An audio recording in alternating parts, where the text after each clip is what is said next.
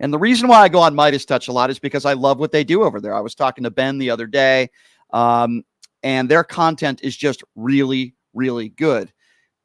And the guy joining us on the show right now, I've always told you he's one of my favorites, if not my favorite follow on social media. And he put out a wonderful article on Meidas Touch on the reasons why he feels Donald Trump won re-election. Of course, I'm talking about Ron Filipkowski from Meidas Touch, who joins us right now on the show. Ron, always a pleasure, my friend. I know you've been very busy the last couple of days. I appreciate you taking the time. How are you? Good, good. Yeah, just finishing up another big article today on a list of all of Trump's promises that he made that for this, on video, by the way, which, by the way,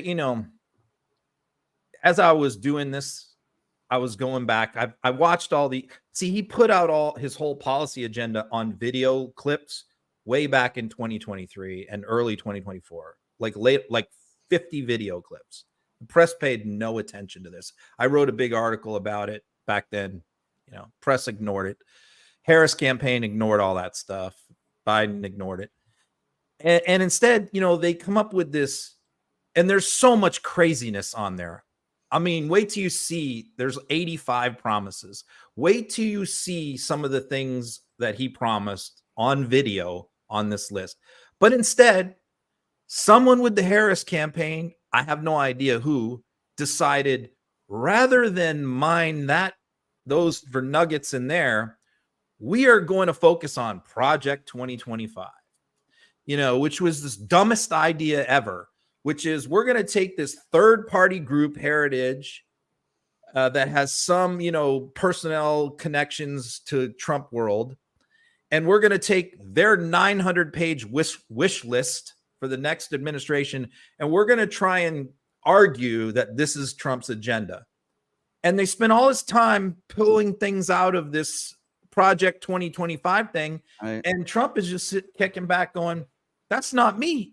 Like, none of that stuff's me. I didn't say any of that stuff. You are so right. Once in a while, yeah. What are we doing?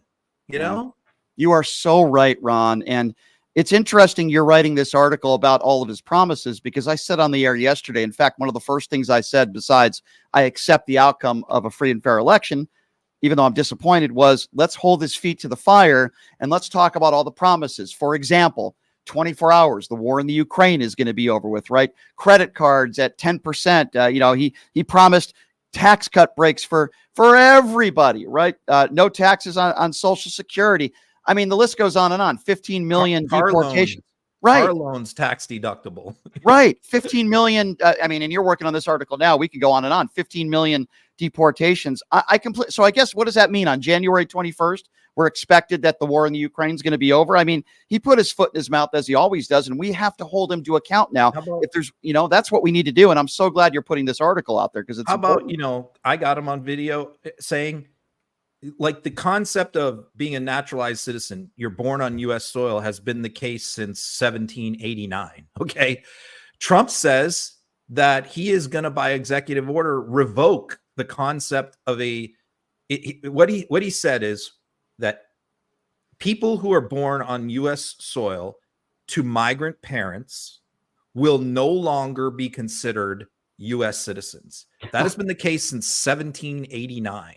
As long as you're born on U.S. soil, you are considered a naturalized citizen. Right. There's something like, 15 million people that are U.S. citizens. They're actual U.S. citizens that are kids right now, who he has said he's going to revoke their citizenship by executive order and deport them. That they're in like 7th grade right now in U.S. schools. Now, that's him saying it on video. The Harris campaign never brought that up. And the biggest voting bloc that flipped from 2020 from Biden to Trump was Latinos. Now, you think if you told those voters that, like, your neighbor next door who's 12 years old is going to be deported, that wouldn't matter to them? So you're so right. And every campaign event that I went to with Harris, she would always mention Project 2025, but no mention of some of the stuff that you're talking about. So I think that was a huge strategic mistake. I think there were a lot of mistakes made, but based on the article that you wrote, I want to talk to you a little bit about that. You guys can check it out on Meidas Touch. Ron put out this article. Let's start with Joe Biden, because that's the first thing that you spoke about. I had Joe Walsh on yesterday, and he blamed Joe Biden 95% of the reason why she lost. I wouldn't go that far, but Biden did say, and tell me if I'm wrong, that for the most part, he would be a one-term president, right? And he would kind of leave the gavel for a younger group of Democrats. And I think you can put a lot of names in there, waited way too long for Biden to step aside. And Harris was behind the eight ball, and she didn't have enough time to campaign. What are your thoughts on that? Yeah, I think pretty much all of us at Meidas feel that way, except Ben. Ben thinks, Biden should have definitely stayed in. But the rest of us feel like, look, when I left the Republican Party in 2020 and switched parties and decided to support Biden, and people said to me, Republicans said to me, like, he's too old. He's never going to be able to do 8 years. And I would laugh at them. I'd say, what are you talking about 8 years? He's not going to do 8 years. Right. He's going to do 4 and be gone. Like he understands that he's coming out of retirement to beat Trump. And then he's going to hand it over to a new generation, to a Gavin Newsom, to whoever wins the primary. Right. Yep. But by doing it this way, not only did it not give Harris enough time to get her feet under her and get out there and create her own identity. She had 3.5 months, but we didn't have a primary. So we didn't let the voters choose who was the best candidate was. And I think that had an impact, plus all the media publicity and everything else that comes with a primary. We didn't get any of that. And so instead we have them hiding Biden for months, and then hiding Harris for a month. And then Harris finally comes out and gives her first interview. And the first question is, what are you going to do differently than Joe Biden? And she doesn't have an answer. Yeah. It's like, what are we doing here? Yeah. I just talked about that with Don Lemon when she was on The View, and she was asked, what would you do differently? And she said, well, I can't really think of anything. Not a good answer. And again, I think Harris, probably overperformed. Thought the debate she did a really good job. And I thought she did probably as good a job as I think some of the people around her maybe made quite a few mistakes. But the second thing that you bring up in this article, which is important, is the pandemic and inflation. And I just feel like this is where so many people who voted for Trump, maybe not all, but a lot, are very uneducated and ill-informed on this issue, and they don't understand how inflation works. Because the Biden administration didn't level with America in 2021. He did on mandates. He said, look, we're going to have vaccine. I didn't agree with mandates, by the way. But he said, we're going to have vaccine mandates. You're going to get kicked out of the military. If you don't take the vax, you're going to get kicked out of government service. You can't work for a government contractor. All these mandates went into effect to deal with COVID, but he leveled with the American people. I mean, he told them right up front, you're not going to like some of this stuff, but this is what we need to do. Mm-hmm. But at the same time, the administration never leveled with the American public about the other impacts of the pandemic that were occurring all over the globe. The supply chain issues, the issues on getting medication, the issues on getting gas prices, you name it, across the board. They didn't go out and say, look, gas prices are going to go up in a few months, and this is why. Get on TV, explain it to the American people. This is what's going to happen. It's happening all over the world. Here's the reasons why it's eventually going to come down. This is our plan to deal with it. But instead, they just ignored all of that stuff. And meanwhile, Trump is out there screaming, Bidenflation. This is all because of Biden. Biden is causing this. And there was nothing from the other side to counteract what was being said by Fox News, Newsmax, all the Republican politicians. It's just sort of like but that's also why I didn't want Biden to run. I mean, I knew that before he took office. Mm-hmm. I said that people at the time, I said, he's going to have to clean up a huge mess. Yes. And there's going to be a lot of pain with what he has to do to clean up this mess from Trump. And no matter how much he tries to explain it, he's going to get blamed for that pain. He's going to, and I felt like he was almost like a sacrificial lamb where it was perfect. He's coming out of retirement. He's going to do one term. He's going to take all the flack and people are going to blame him for everything. But then somebody else new could come in behind him and say, well, look, that wasn't me. Right. You know, and right. It was just so teed up for that to happen. And then Biden decided he didn't want to leave, you know. Bad decision. I disagree with Ben. I think if Joe Biden ran and Harris sat it out, I mean, we could all have opinions on this. I think he arguably would have done worse. He had a 40% approval rating. Nobody with a 40% approval rating has ever won a presidency. So, yeah. How do you do it? Yeah. 60% of Americans say you're doing a bad job. Yeah, you can't. Know? Yeah, I love Ben, but I respectfully disagree with him on that one. Let's talk a little bit about the Afghan withdrawal. If you're just joining us, Ron Filipkowski from Meidas Touch. Great article out on Meidas Touch on some of the reasoning of why Ron thinks that Harris lost. Let's talk about the Afghan withdrawal. You wrote about this. This one drives me nuts because John Bolton says it all the time that Donald Trump's withdrawal was almost virtually identical. Oh, yeah, he also did a deal with the Taliban, and if he wasn't inviting them to Camp David, he helped release 5,000 Taliban terrorists, but the Republicans don't want to talk about that. And listen, the Afghan withdrawal was terrible, right? There were a lot of mistakes that were made, the Biden administration and the Trump administration, but everybody on the right wants to blame Joe Biden when the withdrawal was virtually identical, right, Ron?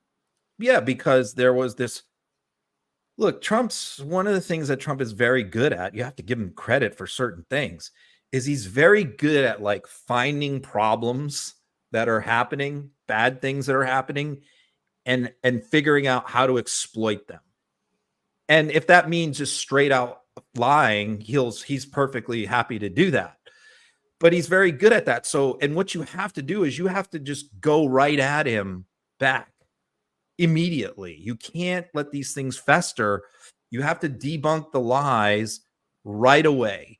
Right. And unfortunately, you know, that stuff didn't start happening until like the end of the campaign with like eating the dogs, eating the cats.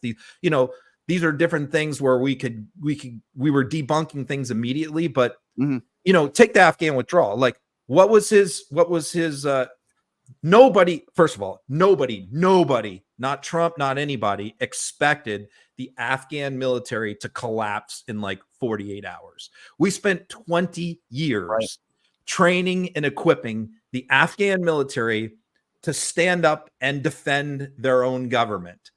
And they just, obviously they had different plans. And isn't it, Ron, started to withdraw, they lay down their arms and surrender. I wanted to ask you about that. Sorry to interject, but Republicans, what you're talking about right now, Republicans claim that Joe Biden and his administration gave the Taliban terrorists all this artillery when it was actually the Afghans that left it there. It was left for the Afghan government.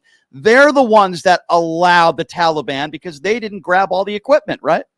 Yeah. So when Trump says, I would have taken out his famous line, I would have taken out every bolt, every nut, every screw. He used that line 1,000 times. So not one person has ever said to him, not one interviewer, not one journalist has ever said to him, explain that exactly. So you're saying that before, and we only had 2,500 troops left on the ground in the whole friggin' country because of Trump. That's what he left behind for Joe. So are you saying that you would have taken those 2,500 troops or sent more back in and confiscated from the Afghan military all their equipment, everything that they have, and disarmed them, all their vehicles, all their trucks, all their tanks, all their bullets, all their weapons, disarmed them and taken all of that out of the country before we left? Is that really what you're saying that you would have done? Ridiculous. I mean, he never said he would do that. That's insanity. But that's what he's saying he would have done now. Absolutely absurd and ridiculous. So we could talk a lot about the border as well. And I think one criticism I hear from fair-minded people is that, well, wait a second, you had this border bill that was put together, but it was 3.5 years into your administration. Exactly. Why didn't you do this sooner? I do criticize the administration for the first couple of years. And I hate to use the term, Ron, ignoring the situation at the border, but it's been a crisis. It has been a crisis way before Joe Biden got elected, right? I'll defend them there. But for a couple of years, at least the first 2 years of his administration, I don't think they did as much as they could have. Is that a fair argument? Yeah. You know, so you have to keep in mind that border crossings were really bad in 2019. Okay. So they went up. This is the myth that Trump stopped all the crossings, right? They went up every single year Trump was president. Okay. From Obama's years, they continued to rise, border crossings. They went up in 2017. They went up a little more in 2018, and they spiked very substantially. It was something like 1.6 million migrants came in 2019 while Trump was president. Right. Okay. And so in 2020, it went way down. And that's what he likes to talk about is the numbers from 2020. Why did they go way down? The pandemic.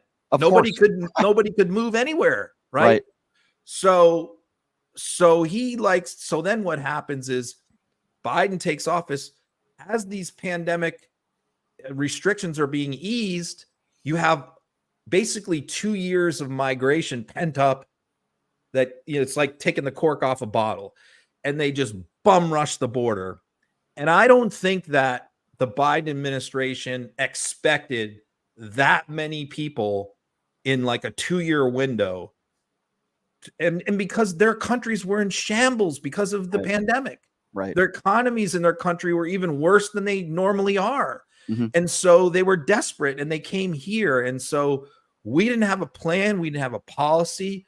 We had a DHS secretary who's the worst member of the administration, in my opinion, Mayorkas, who was totally incompetent and a terrible administrator and a terrible communicator. And he couldn't deal with it. And so the problem, here's the other problem, is the Democratic base. Mm-hmm. The bottom line is this. You have a handful of people in the Democratic Party, some of whom are elected officials in Congress, who want an open border. Yeah. They simply want to let everyone in who shows up. Yeah. And I think that the Biden administration was afraid to stand up to they're the fringe of their base. Agree 100%. 100%. You have a small group on the left that want open borders. You know, I hate to make this analogy, but I'm going to. You have a small group of people on the left that think it's okay for someone who is born a man to compete with women on the playing field. Most people in this country don't agree with that. But because there's that small base of Democrats that feel that way, it hurts the entire party, right? Because it's an extreme view. Listen, there are more extreme views on the right. But all I'm simply saying is I agree with you that there are some of these issues, and you talked about this in your article, wokeness and that sort of stuff. But yeah, there are some Democrats that feel like an open border is okay with them. Most don't, but some do, and it hurts the party. You also talked about Merrick Garland and Trump's crimes in your article, which I completely agree with you on. I feel like Merrick Garland was another huge disappointment. And now, where are we at right now? Well, the Jack Smith case is going to go away, and Donald Trump's going to live happily ever after with literally no punishment for any of the crimes he committed or the other crimes that he allegedly committed that he was indicted on. Yeah, I mean, we know from reporting now that Joe Biden and Merrick Garland came into office not wanting to prosecute Donald Trump. We know that because Joe is old school, man. Joe was in Congress for 47 years. He was friends with Republicans. You know, they would go out to dinner. They would have drinks together, whatever, you know, like that's the way Congress was back in the day. They were buddy a lot. It's not like now. And they socialize together. And that's who Joe is. And so I think that the prospect of putting his predecessor in prison was no matter, you know, unless he like murdered somebody, you know, I think that Joe really didn't want any part of that. And he definitely didn't want to start out his administration that way. And I think that he basically, you know, chose Merrick Garland with the eye towards like, I know we're not going to do that. Okay. Yeah. So I think that was a fatal mistake. And I, as I said in the article, I also think they believed Trump was done. Trump was done. They thought there's no way. He just lost. He just bungled COVID. He just had January 6th. He contested all these elections. He's done. He's 77, 75, whatever he was at the time. Like, he is never coming back. We don't have to worry about this guy anymore. Boy, were they wrong. And it was a great miscalculation. Yeah. And then, you know, they only were forced to appoint Jack Smith because of Liz Cheney and Adam Kinzinger and the J6 committee forced them to do it by putting all their evidence in front of the American people. And the American people are like, what the hell? You know? I agree. I agree. And, you know, before I get to Elon Musk with you, I do want to ask you one Biden question. How do you feel with, and are you okay with Joe Biden reaching out to Trump and not only congratulating him, but inviting him to the White House when Donald Trump didn't give Joe Biden that same respect or luxury? I'm just curious how you feel about that. You know, I feel torn about it because I'm a little bit like Joe in this respect, in that I'm an old school institutionalist too. And I believe in, you know, having class and having grace, even in defeat. Like I really love the old Winston Churchill quote, which is magnanimous in victory, defiant in defeat. You know, when you win, you're gracious and you're classy about it and you don't rub somebody's nose in it.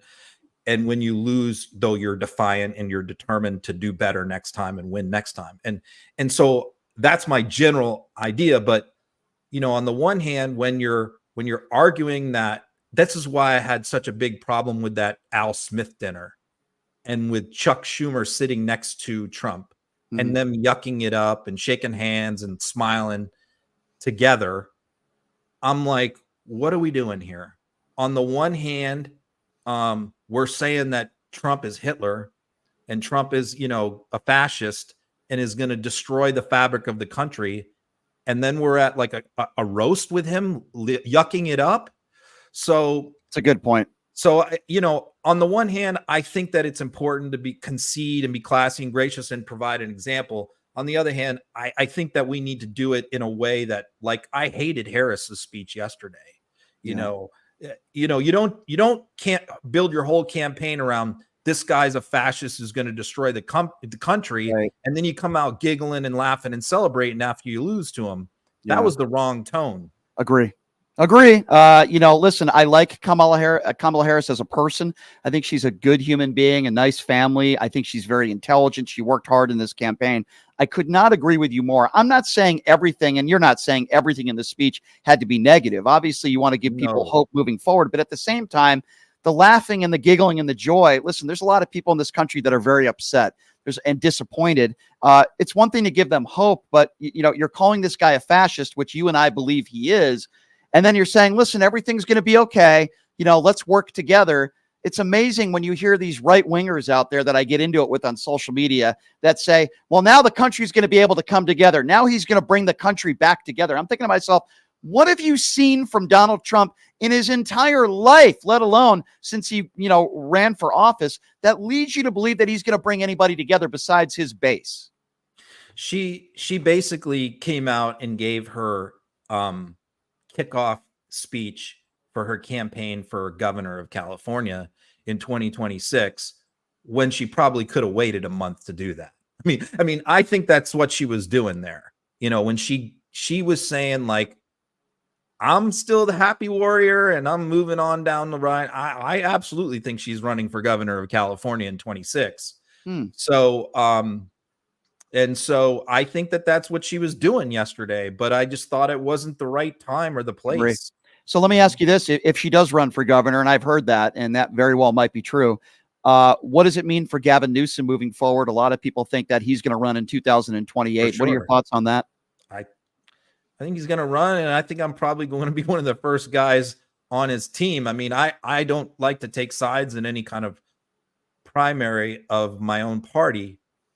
But I mean, I look at the governors and I think that there's so many great ones. I really like Wes Moore in Maryland. I think he's maybe a little young and not ready quite yet. Right. I love Gretchen Whitmer. Mm-hmm. I like Shapiro, but again, he's only been governor for like 2 years, so he's but he'll probably run too. There's so many governors out there that I really like. Yeah. But I think Newsom has that little bit of magic, that Obama Reagan type, yes. Clinton, Bill Clinton, magic, you know. Newsom Shapiro ticket, I think would be That's a pretty ticket. good ticket. That would be a dream ticket. And I think Shapiro has a wonderful, bright future. I think Newsom is ready. I love the fact that he's willing to go on a Sean Hannity type show. He's fearless. He'll do any show and he'll debate anybody. He's extremely well-spoken, but he's tough. And I'm with you on that 100%. I can't wait when and if that announcement is made. I'm all in with Gavin Newsom. I know California has its share of problems, but I still think he's been a pretty successful governor, and I think he would be a pretty good president. I wanted to bring up Elon Musk with you real quickly because you wrote about Elon in this great article on Meidas Touch. I do think Elon Musk played a role, and I think he played a large role, and he got the younger people to vote. He got those 18, 19-year-olds off their couches to vote. And I think social media played a big role. And let's be honest, X is a bigger version of Truth Social, in my personal opinion. That's kind of what it's turning into now. What are your thoughts on Elon Musk and his impact, if at all, in this election? You know, like when I originally sat down to write that article, I wasn't going to really include anything about Musk, but then I took a call from the Trump campaign's social media guy who called me after the election when I was in the middle of writing the article, and we had a pretty good talk, you know, about things, you know, about the campaign and stuff like that, because we've been adversaries for the past year, going at each other. Because look, one of the things he told me was like, you guys were the only people that we feared on social media on the left, you know, was Meidas. They're like, you're the only one that consistently hurt us. And we followed everything you guys did. I mean, they follow me. Trump's campaign manager follows me. Susie Wiles, all his campaign people follow me. So they kept tabs on us. And, you know, we had a discussion about this subject, and that made me include this in the article. And what he said was, he said, look, in 2016, we learned from Obama. You know, Obama was the first one to really use social media in an effective way. We learned from that. And in 2016, you know, we took it to the next level, and we dominated the Hillary people on social media in 2016, and they thought that was a big key to their victory. And then he said the problem is in 2020 was because of COVID, a lot of their key people were on there posting disinformation about COVID and about vaccines, and we're getting banned, and we're getting, you know, heavily content moderated and getting kicked off, banned for life. I mean, Alex Jones, Laura Loomer, so many, like hundreds of them were banned from Twitter during COVID. So he was saying during the 2020 campaign, we lost a lot of our most effective people on social media because of COVID bans. And then it got even worse after J6, because like literally like 10,000 people got banned, including Trump, after January 6th. And so like Steve Bannon, you know, you could go right down the line, Michael Flynn, Roger Stone, all the ringleaders of January 6th were all banned, right? So what he was saying is, if we had to go forward with all of them people kicked off Twitter, we would have been in deep trouble in the social media battlefield. But Elon Musk buys Twitter. And what does he do? Fires the whole content moderation team, reinstates all the right-wing accounts, and then joins them and promotes them, helps them build their followers, because he's got 200 million himself, and he's constantly retweeting them and replying to them. Look, Elon Musk, a guy with 200 million followers, replies to one of your tweets, you're instantly going to get like 100,000 new followers, like overnight. And so that's what he did for them. Your Jack Posobics, all these really bad actors, Charlie Kirks, were getting their followings doubled and tripled over the course of 3 or 4 months because of Musk was helping them.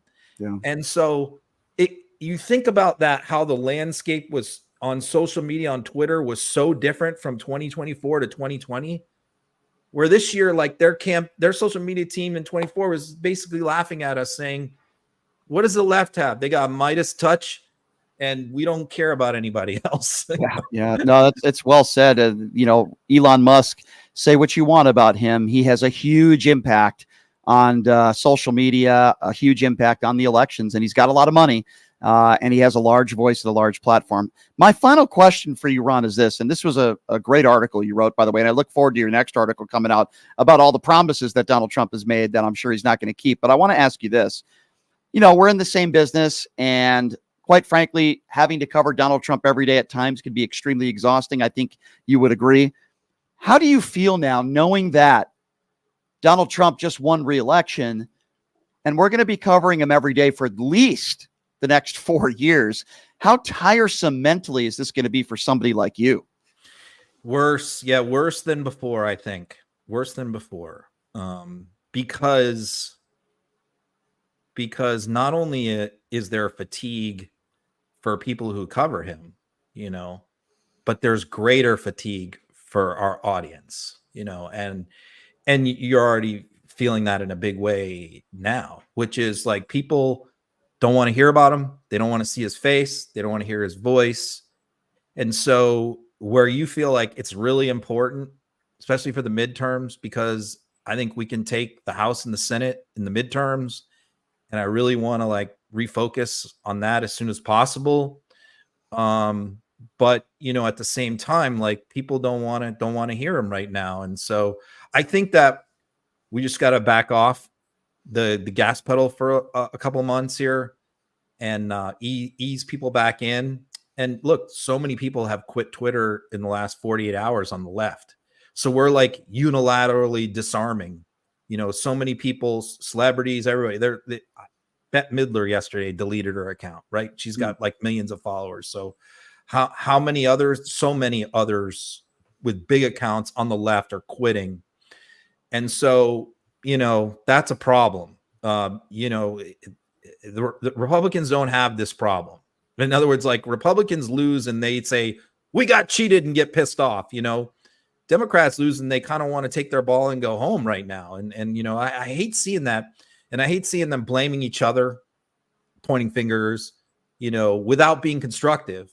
You know, like when you I'll give you an example. Like the biggest voting bloc that switched was Latino voters. That switched from 2020. Trump gained 12 points among Latino voters. That was the biggest group that he gained with.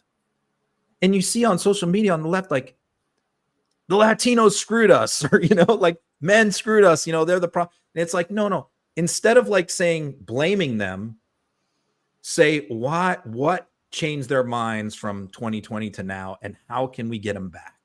You know, that's what we need to be doing right now. So it's really hard to cover Trump. I get it. It's going to be like an art where you're going to have to kind of like be a little more nuanced. You can't hit people over the head with Trump as a sledgehammer. You got to kind of dribble things at them, you know? Yeah, I'm going to have to figure out other things to do when people call in and they're Trump supporters. Just calling them right-wing buffoons isn't going to be enough. I'm going to have to come up with a new strategy. But anyway, Ron, I love what you guys do at Meidas Touch. As always, I always appreciate the time and look forward to your new article coming out about all of Donald Trump's promises that I'm sure he will not fulfill. But I look forward to reading that one. Is that going to be coming out tonight? Yeah, probably in about an hour. We're going to put it out. I think we got about 85, and they're all on video. So these aren't things that are in a Project 2025 paper in DC. Right. Yeah. He said on video.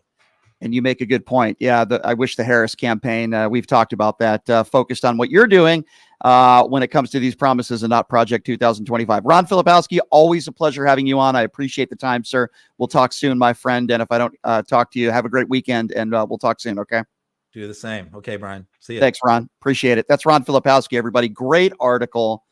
He puts out great articles all the time, but this article about, and we touched on most of the issues where he wrote about the reasons why he thinks Harris lost,